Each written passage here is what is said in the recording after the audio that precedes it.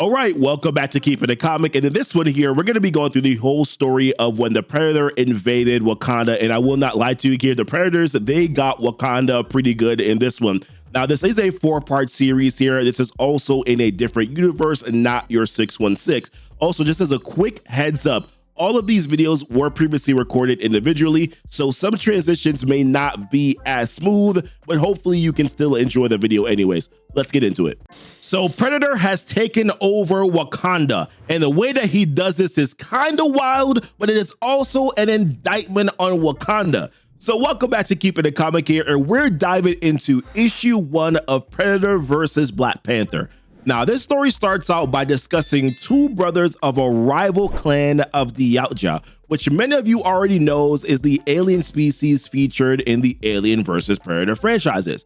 Now, there was a rivalry between these two brothers where one was always looked at as superior and more favored by the father because he was bigger, he was stronger, and more mobile than the younger brother. The younger brother was not just weaker and smaller, but was also born with a missing leg.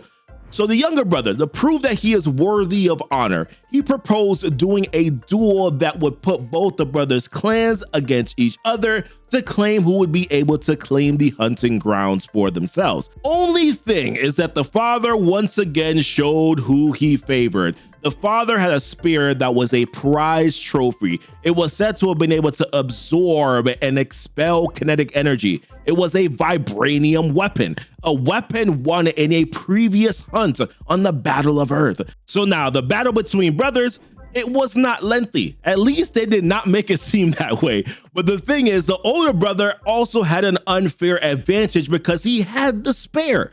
The older brother decimated his clan, and instead of killing the younger brother, which would have been honorable, he chose to humiliate him by taking away his weapons, tying him up to a pole, and then just left him. I don't know, guys. Sibling rivalry is just always complicated, right? But the younger brother had taken some precautions just in case he had run into any type of issues, right? So he had integrated tech into his body to make himself stronger, and now was going to initiate phase 1 of his backup plan. First and foremost, although his current crew only had a few members left, he had a hidden ship that had more soldiers in it.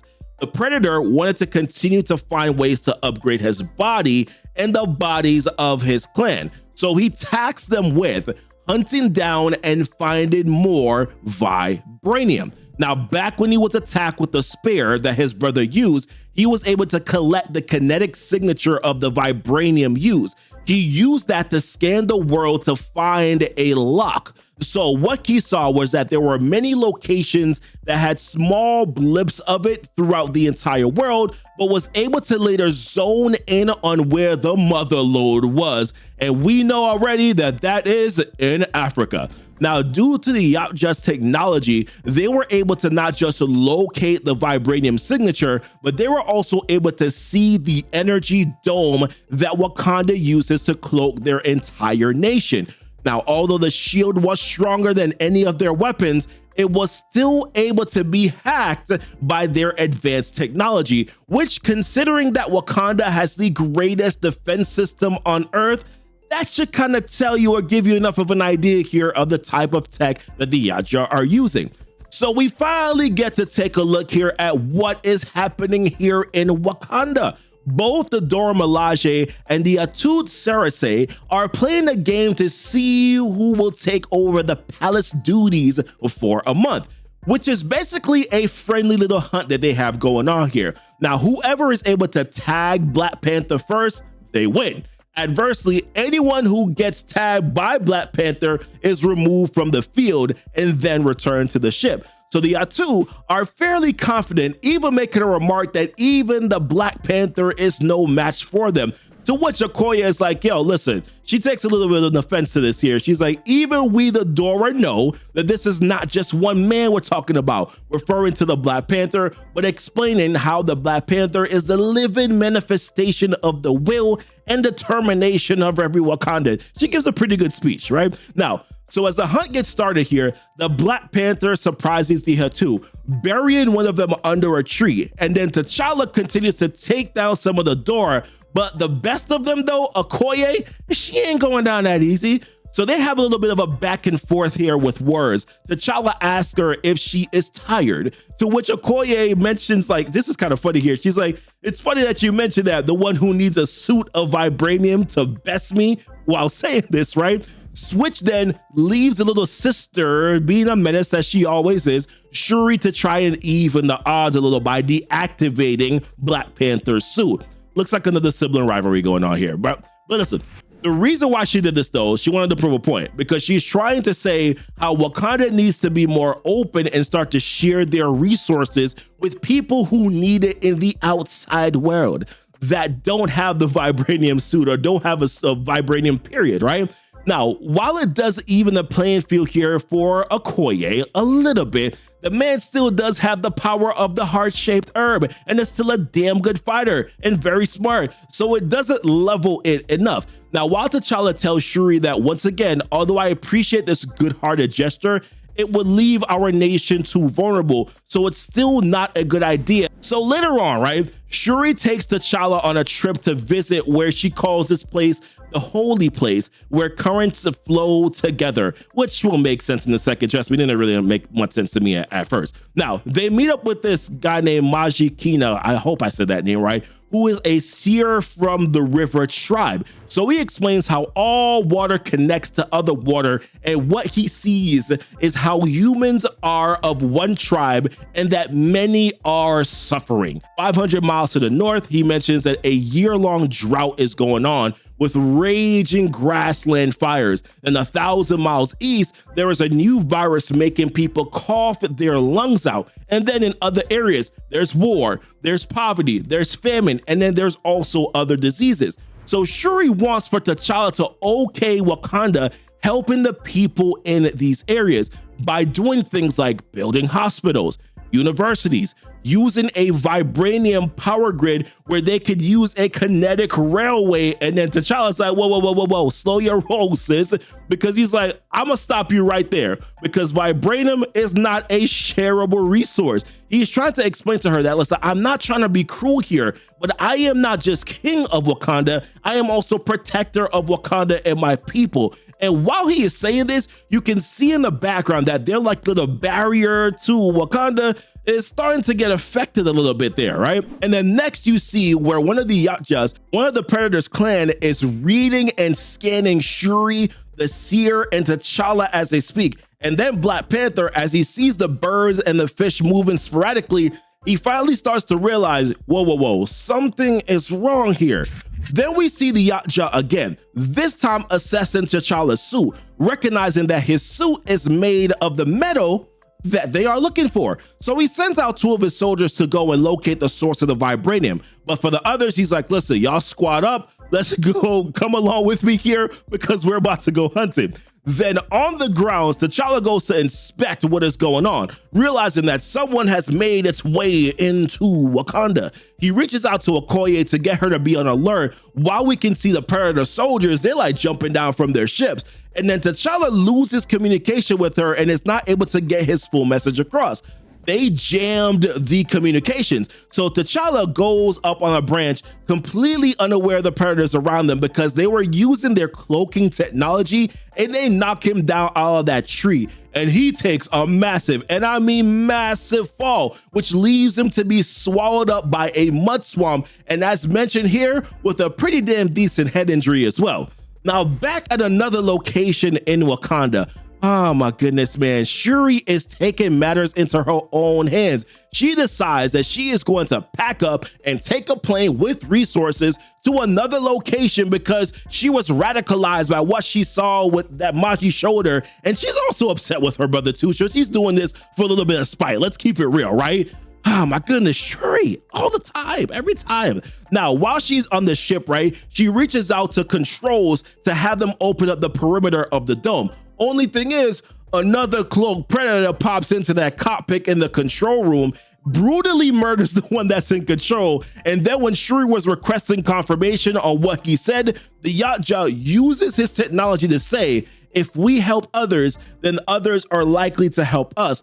Only thing is, I believe that he said it and used it in her voice. So Shuri, she had been able to leave the dome, but recognizing that something was wrong after hearing that suspicious voice, right? She turns back. But here is the thing. The Yautja had locked down the perimeter so that no one would be able to come back in, and she comes back in for re-entry, but this time the ship is met with some force and it blows up, having the ship falling directly to the ground. So now you ain't got no Shuri. You have no Black Panther. He's out there drowning in mud right now. Of course, he's gonna come back. The Yautja are lurking, having made Wakanda their new hunting ground, and the Dora Milaje are next to be hunted in Wakanda. And at least momentarily, the Yautja, yeah, Wakanda belongs to them. Now back in Wakanda here, outside of Burn and Zana, Okoye and the Dora Milaje are in watch mode right now because they're looking out for danger,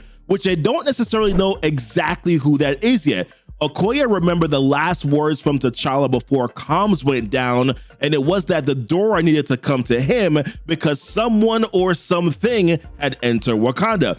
Now, Okoye, using her skills here, she can sense that things are off based on her surroundings. She sees the snake curling around the branch here. She hears the high-pitched chirrup from the frog and the burbling methane in the water, as she says, and more. Now, what really catches her attention here is the lack of birds that are in the sky. Now, behind her, one of the Dora, they get yanked up. And then Okoye later realizes that Nala, I'm not talking about the one from the Lion King here, that she's missing and that they're looking for her in the water. Now, Okoye, she says, yo, stay alert. Let's cluster together back to back because she senses something is there with them right now. And as soon as Okoye looks up, there is a bunch of blood spatter that just falls directly on every single one of them that are there. And then she tells them in haste, she's like, listen, turn your spears up so that they could emit some electrical discharge from their spears to fire at whatever it was that was above them.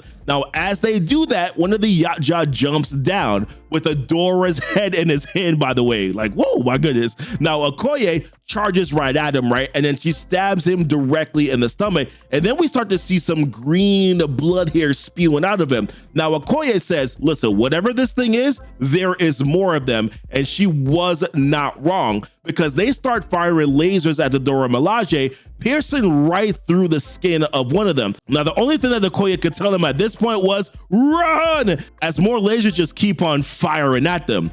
Now, back in the swamp ground here, remember we talked about T'Challa, not too far from where the Doras are right now. Now, from the last issue, as I mentioned, T'Challa had fallen into some muddy water here after being knocked out of a tree by some plasma blasts from one of the Yautja, or a few of the Yautjas. Now, he is finally awake after suffering from like a head injury or two, to be real. The last thing that he remembered here is reaching out to Okoye for some help before comms went down. So he rushes over to where she could be and then finds a fallen Dora, which was Nala, and the fallen Yautja that the rest of the Dora Milaje had taken down. Now, the one good thing right now is that he finally has a face for his enemy, and then he hears another scream. So then he rushes over to it, and then he sees Okoye tied up to a tree with a wire mesh. Now, the mesh was starting to tighten on her body as well, slowly cutting through her flesh. So T'Challa, he emits an electrical discharge here from his claws, which then severs the mesh over Okoye.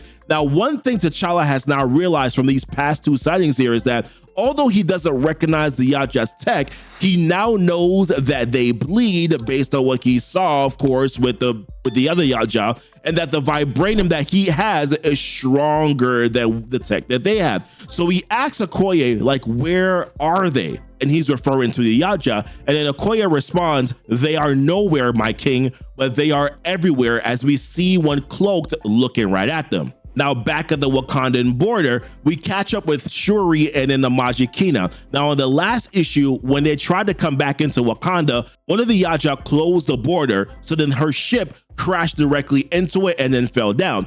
Now, Shuri remembers someone on comms was crying out for help when they were trying to originally leave Wakanda, which was why she turned back. Now, Shuri tries to access the coding, but realizes that something is preventing her from being able to do so, which is something that she doesn't even recognize. She doesn't even recognize what the coding is.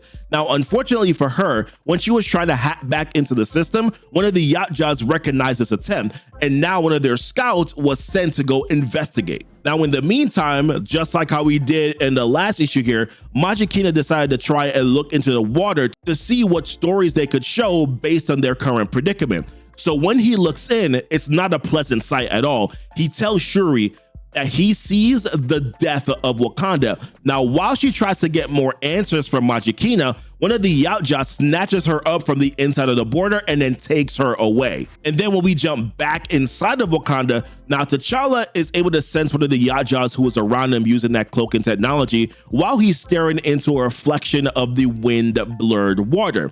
So he was able to grab him and then swing him and throw him all the way down into the water that was below. Now the Yautja gets up, draws his sword, and then tries to go after T'Challa. But instead, he gets taken out by Mother Nature when a crocodile jumps out of the water and then bites him. So then to finish him off, Black Panther fires something at him to help the croc out just a little bit here. So now him and Okoye, they head off to go find whoever else might still be able to help out in this fight. But unknown to them, this entire time, the leader of the Yautja group, the main cog here that we met in the very first issue, was watching them the entire time, planning out his next move. Because Black Panther had taken out one of his clan and survived the plasma blast, now he sees them as worthy prey. In addition to that, he now has his own vibranium spare from one of them that had dropped, one of the Dora Milaje that had dropped their spare behind.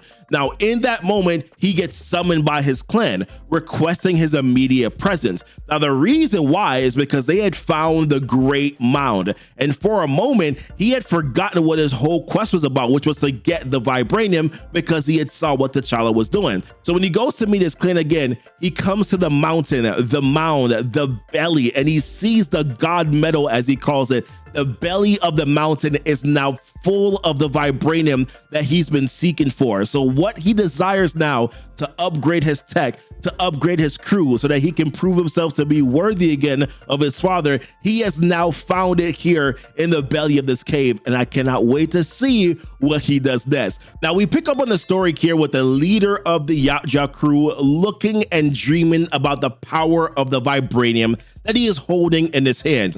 He can feel the energy pulsing through his arms, his bones, and the armoring of his skin. He can imagine his body being the center of an arsenal with weapons and travel warships. He can imagine sitting on a throne of vibranium with his brother's skull decorating the walls, because remember now, he does have a vendetta versus his brother, who left them strapped to a pole, leaving him to die. And we can also see his men carrying hordes of vibranium gear back to their ship. Now, outside, one of his men skins a lion for some reason and then takes its skull as a prize. And then he gets a vibranium staff through his chest in a surprising change of events here. And ooh, look at that green blood. Now, the staff was from Okoye, who is mentioned here to know the jungle and the mountains like her own body. And it's clear now that the hunters are now becoming the hunted.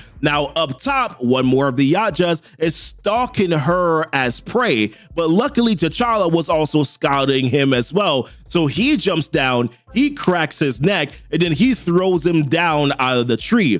Now, as they all kind of come back together here, members of the Dora Milaje, T'Challa, and the Atut Saraze, Akili from the Atut Saraze mentions how they must hurry as the burning Zana is probably already under siege. Now, T'Challa is like, okay, we will hurry, but we have to be smart about it here, because the Predators, they've caught us off guard before, but now we know the face of the enemy. And what he's trying to figure out here is like, what have we learned? We've learned that they are hunters, but there are so many places to hunt. So why exactly would they want to hunt here in Wakanda? What exactly is it that they want? And it is here where T'Challa realizes it's what he's actually feared here, is that they want the vibranium. And then he tells everyone that they must hurry, they must get over to the Great Mound. But here's the thing, little does T'Challa know that they're already over there already. Now, if we remember here, Shuri and Magikina, they are outside of the Wakandan walls because when they tried to come back in, the Yautja stopped and prevented them from being able to come back in, which is where their ship and their plane crashed down. So Shuri realizes that although they are locked out, that whatever is inside is currently right now trying to pull her back in, and that thing is not locked out. So Magikina tries to help her by pulling her back, but all he does is ultimately puts himself in danger here, and the Yautja from inside of the Wakandan borders stabs him directly here in the stomach, and it is brutal. You can see those two blades going in and coming right out of this man's gut. Now, with whatever strength that this man has left, he tells Shuri that all water is connected to other water, just as all blood is connected to other blood, and that he will seek her again. But Shuri, of course, yells and tells him to get back, but before he could, the Yautja puts a spear right through this man's eye. This dude did not fare well in this sequence at all. And then Shuri does something that I'm gonna be honest with you, I can't quite believe that she really had the strength to do, but I could be wrong here. She pulls the Yautja through the barrier using her own body weight. So I guess, you know, that added sort of element to it does make it make sense, but I'm gonna leave it alone still.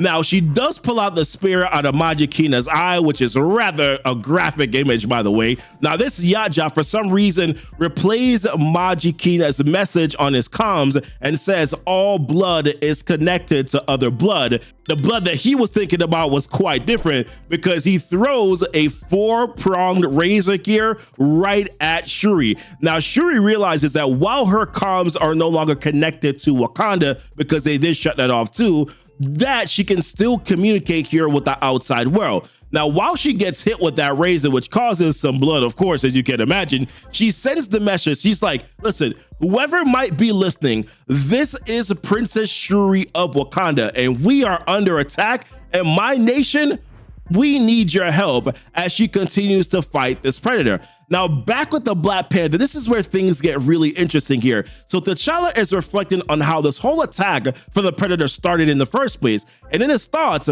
he's saying to himself, like, sometimes as king, it was better for him to guard his words and his decisions. How he felt the more of himself that he shared, the more people felt they could claim and then question him. How there was strength in a silence as there is in a mask. He feels like he needs to be silent now because ultimately he's afraid. So you may ask the question, afraid of what? Well, he's afraid of what he learned when the Yautja struck him, when he fell into the swamp of mud, and when the darkness came, and when he visited the ancestral plane. So this is where we get to see that the Black Panther had met with his grandfather, Azuri. And can I say how much I love how clean his outfit and the markings look on him right now? It looks really good. It is also here where we find out that this is not the first time that Wakanda has faced the Predators, which was something that we kind of knew already, but it wasn't really confirmed yet. Because back in issue number 1, we saw that the Predator's father, he already had a Vibranium staff. This is the same staff that he gave to the Predator's brother. We also saw the Predator scan that staff that his brother had to find the source of its power, which is what has led this Predator right now to Wakanda. So Azuri continues to say how they came for the hunt, but then they stayed for the Vibranium, which is kind of funny because this Predator here, he came for the Vibranium and they're staying for the hunt. He also mentions how 500 of them died before it was all over, how they burned their bodies but studied their weapons, that it was their cloaking technology that inspired the perimeter shield as well as the Predator's greed for blood and Vibranium. And this was the reason why even Azuri, when he was the Black Panther, was an isolationist, as they called him. He wanted to protect Wakanda from these predators and from all predators, to the point where he didn't even tell anybody about it at all. They buried all of the evidence. And how now he's saying to T'Challa, it is his responsibility now. How the Predator will leave nothing but bones and ash left in Wakanda if the predators get their way, and that they have to be stopped. And then right after that, we see our current Black Panther here launching after 2 predators.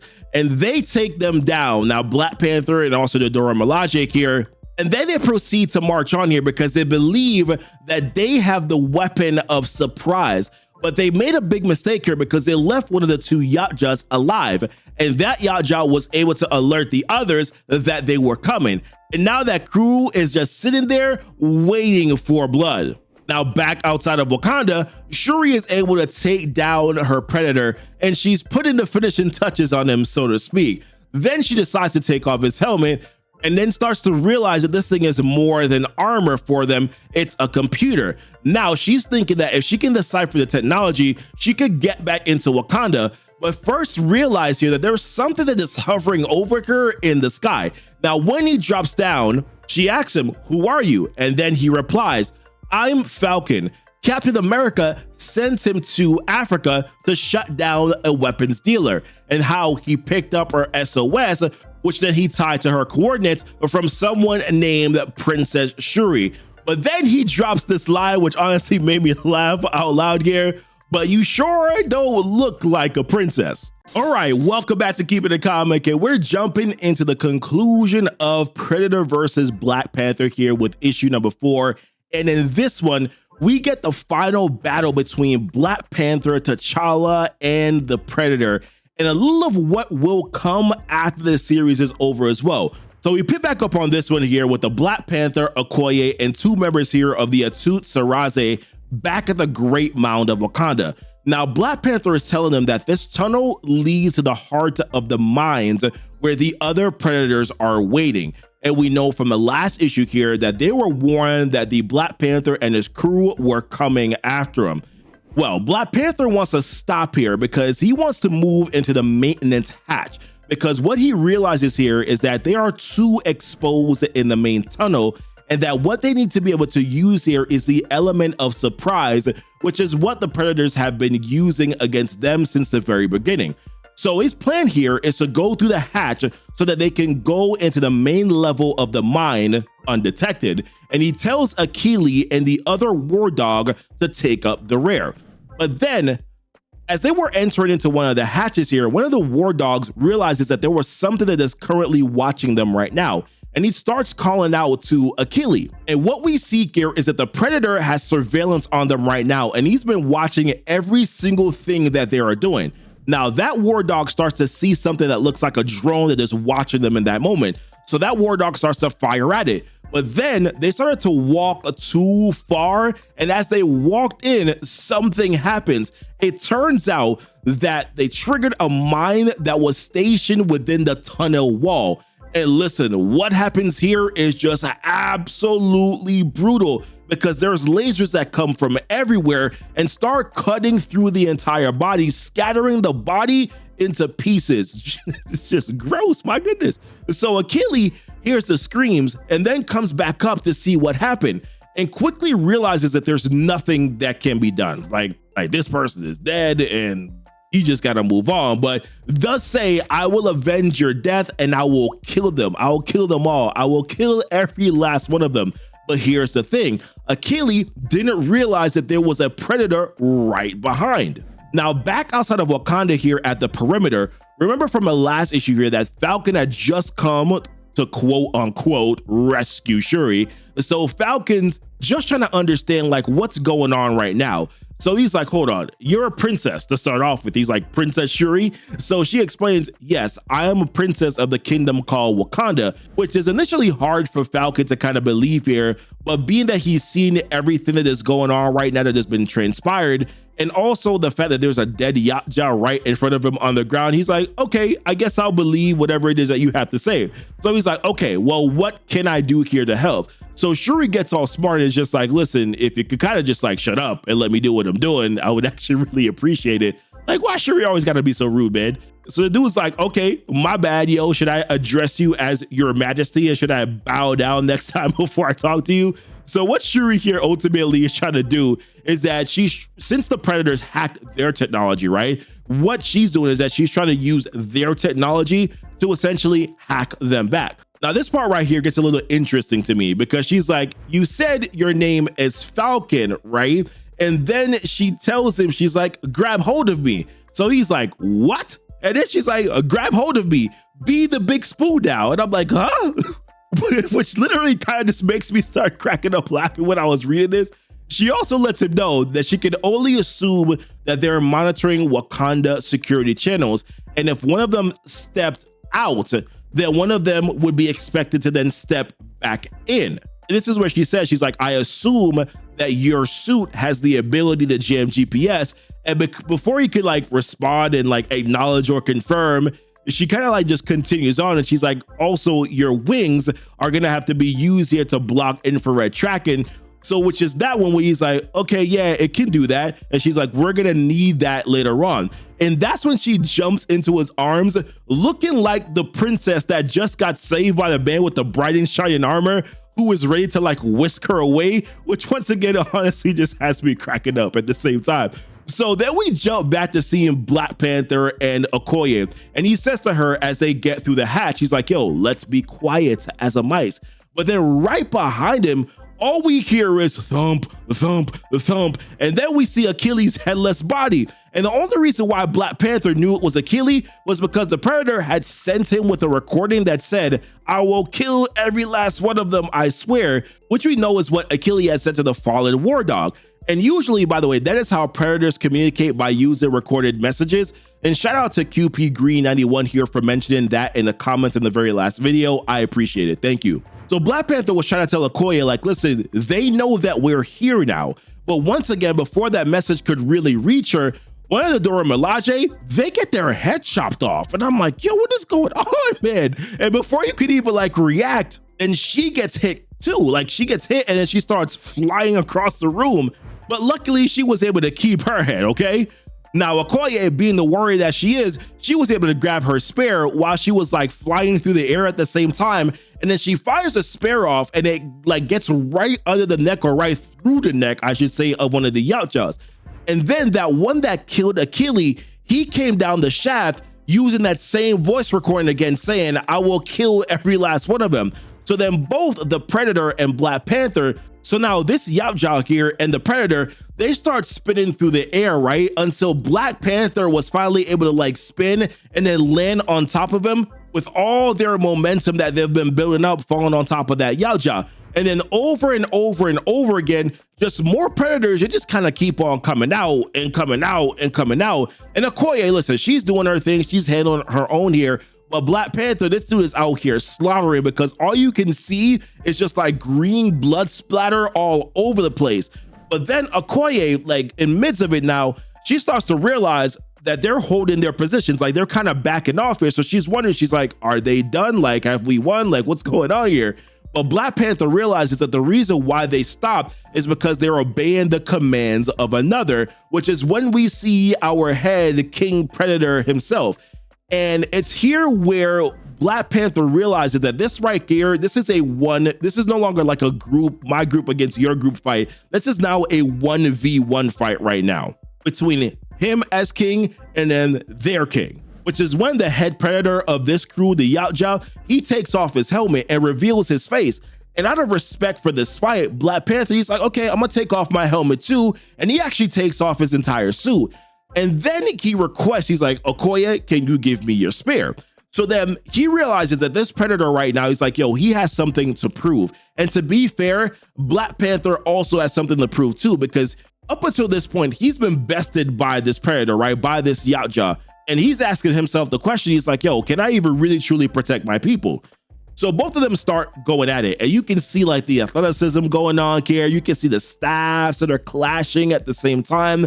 You know, and the narration continues to go on, saying face to face, skin to skin. There was more than a kingdom here at stake. There was pride. Now, Black Panther got him down on the ground and he asked a question to the Yautja. He's like, yo, do you yield?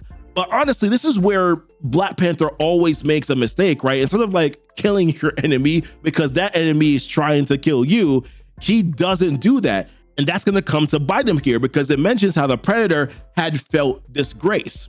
Because remember, this whole thing was because he lost to his brother. It's Yautja. He lost to his brother, and the fact that he didn't have the respect of his father. So in that moment, it all came crashing down on him again.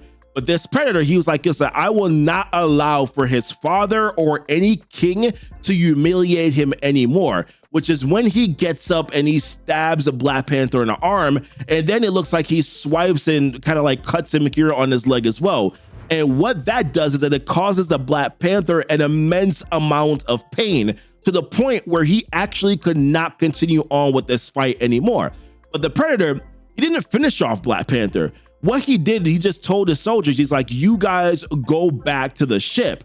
And after all, like, you got to think about it. They have the vibranium that they came for. They now have bested the king. The king is injured, so they really can't stop these guys at this point. And they're like, listen, we will return back to battle on another day here when we're stronger than we were before, now having that vibranium. And now Wakanda is essentially here at a crossroad. And this is a nation that has essentially flourished here, right? In isolation. They've never offered to help anyone before, and they've never asked anyone for help either. But in this particular situation here, they did have some help from the outside world with the Falcon. So the Falcon and Shuri, they see when the alien ship is leaving that Great Mound. So they go to stop it as the last line of defense. And as you can see here, Falcon is trying to like battle the ship by being in front of it, trying to stop it, while Shuri is attached to the back of the ship herself here. And now remember, she has one of the alien arms right here from the Yautja, which is what she uses here as her weapon. So she attaches it to the ship, and then she starts falling down. So then Falcon rushes to go catch her. Now Falcon is sorry because he's like, listen, I couldn't stop it here. I couldn't stop their ship. And we were ultimately too late here. But Shuri was like, actually, we were just in time. So at that moment, that alien arm that she attached to the ship starts to go beep, beep, beep. Now, simultaneously, that ship had just started to leave Earth, right? The Predator, he sends out a message at the same time to his brother and to his father, and he's warning his brother. He's like, yo, I am coming back home, and I'm coming back home with the GodMetal, which is what the yacht just called the Vibranium, and how he was coming for blood. But then right when that message ended, that's when the ship blows up.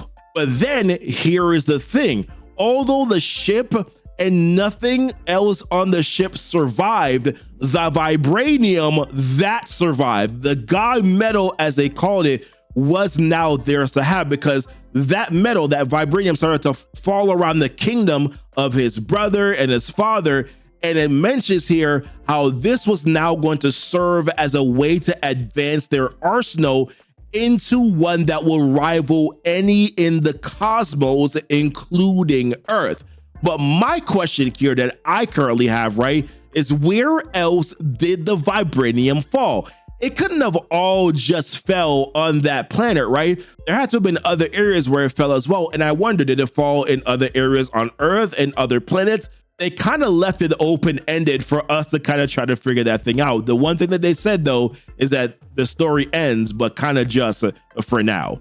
So listen, what do you think here about this particular finale for Predator versus Black Panther? Are you upset that we didn't see a victory here from Black Panther T'Challa himself? It kind of seems like they left this as a cliffhanger purposefully here to make sure that they could continue on this in the future. We do know that there is going to be a Predator versus Spider-Man that's going to be coming out here in 2025. So maybe some of this will probably pick up here in that particular story as well. Listen, also subscribe to the channel if you are new here. Check out our playlist where we've covered all the previous issues of the series as well. Check out the link that is down below in the description where you can follow us on social media and other places. And until next time, thank you for kicking it with Keepin' It Comic.